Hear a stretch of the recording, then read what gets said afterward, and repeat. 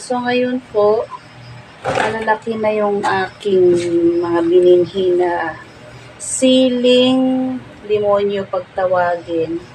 Ito po yung parang pabilog at napakaanghang. Kaya po siya tinawag na siling demonyo. Hindi ko alam po saan galing yun. Ayan. Ito po ay nilagay ko sa maliliit lang na brown nung pagkatapos ko sila ibininhi.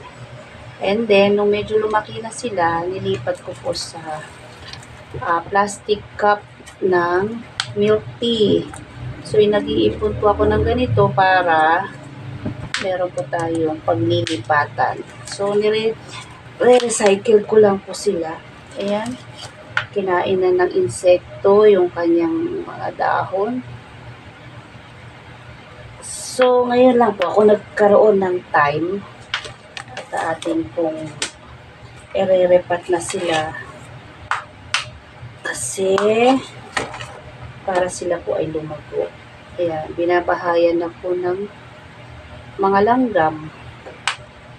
May mga puti-puti na po. Yun po ang kalaban natin sa sili, talong, yan, mga langgam dito po sa bahay. Ayun, hindi na healthy yung iba. So, isinabit po kasi ito kaya nasa basket. Nilagay ko siya dito para hindi po mag-stuck yung tubig kasi ayaw ng sili ng matubig. Ayan. So, ito hindi ko siguro muna ililipat. Maliit pa siya. Pipiliin ko lang. Yan. Ayun, may pag-alagala doon. Si Toby. Okay. Ayan, may nakakapit na suso. Kahit nakahang sila, nakapitan pa rin ng suso. So, mga masyado kasi maliit yung nabili ko na pot para sa kanila. So, magre-recycle po tayo kung ano po yung mga meron na materials dito na pots. Ayun yung iba. And then, meron po ako dito, loam soil. So, titignan natin. Ayan. So, ito po ang ating gagamitin sa kanila. Sa ating mga sili.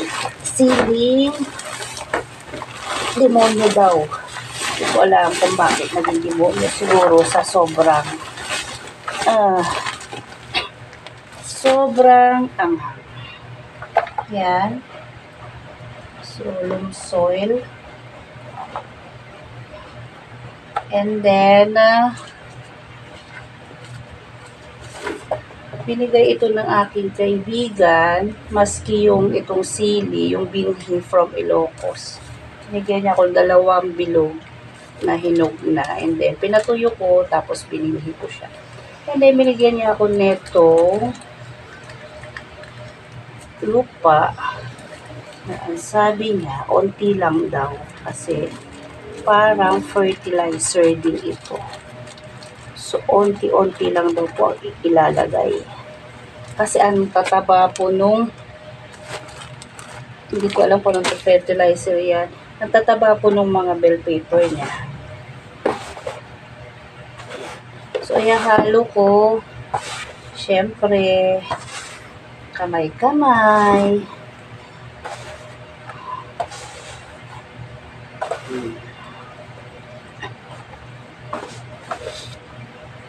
So, light material, more on coco peat. Maghahalo lang ako ng onting yan, lupa para naman balance. Yan. So, more on, pa rin, loam soil. Light pa rin. Yan. Halo. halo. So, halo-haluin ko lang.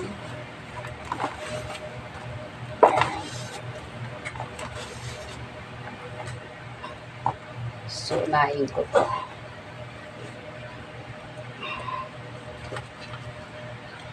May mga bark ako dito, so ilalagay ko. Pinagtanggalan ko ng kaimito na ginamit ko sa aking orchids, sa mga dendrobium. So, ilalagay ko sa loob, sa pinaka-bottom, nang sa ganon. Hindi po mag-i-stack ang tubig.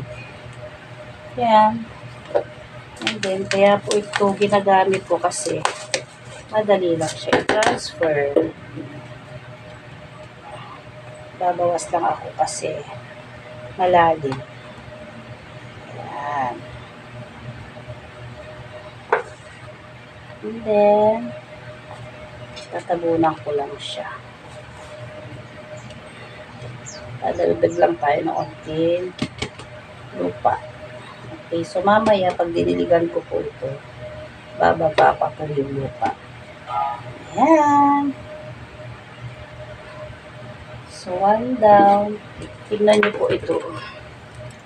Puro puti.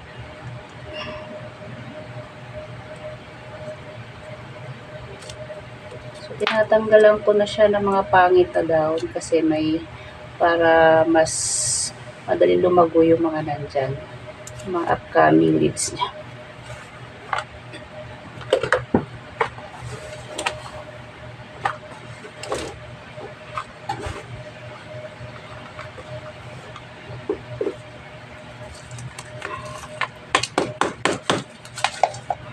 Oops. Para hindi maistorbo yung kanyang ugat. Yan. Ito, itatabi ko ulit ito and then magagamit natin in the future. Pag meron po tayo ibinhi. Kaya marami po akong anik-anik dito sa bahay. Para sa mga halaman. Ayan, sira na ito pero okay lang. Matibay pa naman. So, meron po siyang uling tsaka ano sa ilalim. Ayan. Para madali madrain yung tubig.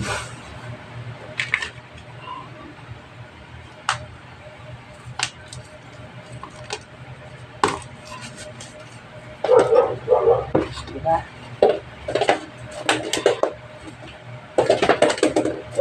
Yung kainaman pagka nagbibili tayo sa mga plastic kasi elastic siya, madali po siyang mapiga at mailabas yung ating mga binhi, mga seedlings. Okay. Sana mamunga ito na madami.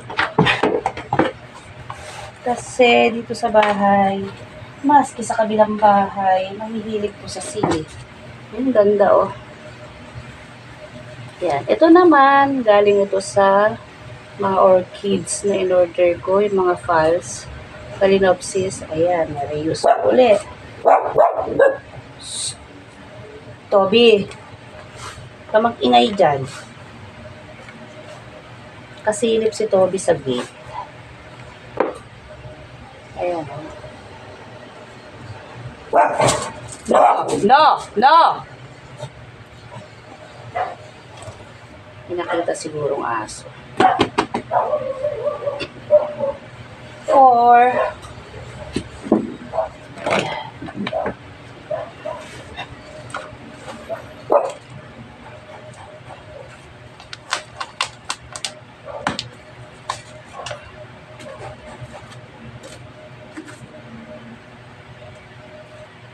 Pabili mo.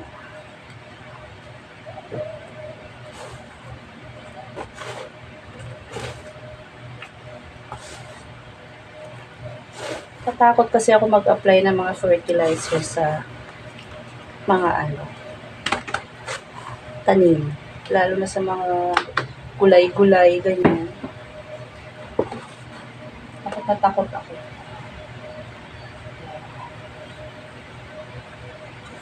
Okay. So, nakalima na. 1, 2, 3, 4, 5. Ito malaki, pagsamasamahin ko yung tatlo.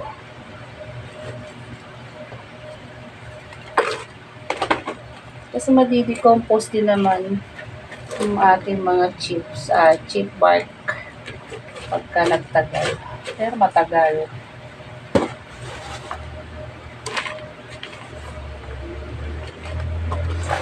O, diba? Halos maubos natin yung isang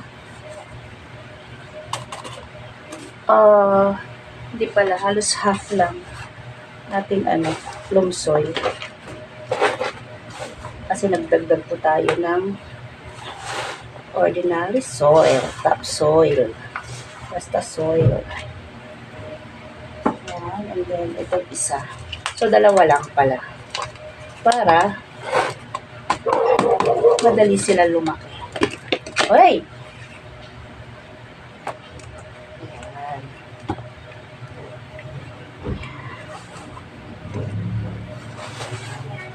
Pati mga anak ko may hilig ko sa sili. Minsan sila na naghahanap ng sili sa rep. Si Mr. ganun din. Natuto sila sa akin. Kasi lahat na niluluto ko may sili.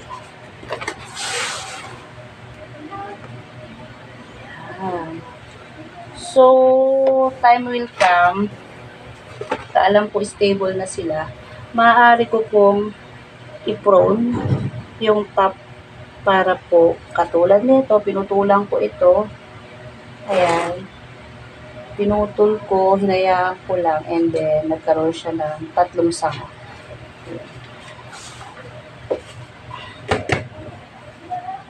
Or pwede rin hindi, ganyan lang. Ito, gagamitin ko na ito. Ito pala. So, nagbawas lang ako.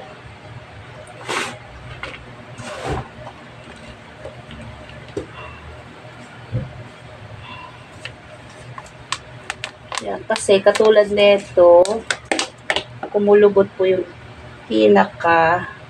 talbos niya. Ang ginagawa ko dyan, pinuputol ko siya. So, isasama ko na rin to baka sakaling magkaroon siya ng mabilis siya lumaki. Yan. Diba? Wala na akong space, pero tanim pa rin.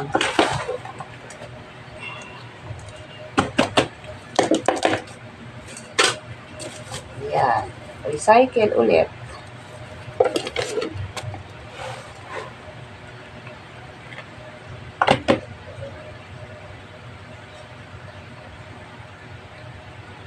Ayaw na sili ang masyadong pagkabaon-baon. Kasi mga sili, usually sumisingit lang yun. Lalo rin mga wild. So, 2, 4, 6, nakapito po tayong pots. Kasi ito malaki. Dinalawa ko. And then, the rest, saka yung dalawang maliit, pinagsama natin sa isang pot. And then the rest, single seedlings. So, yun. Sana. Lumaki sila ng malago at magbibigay ng maraming bunga.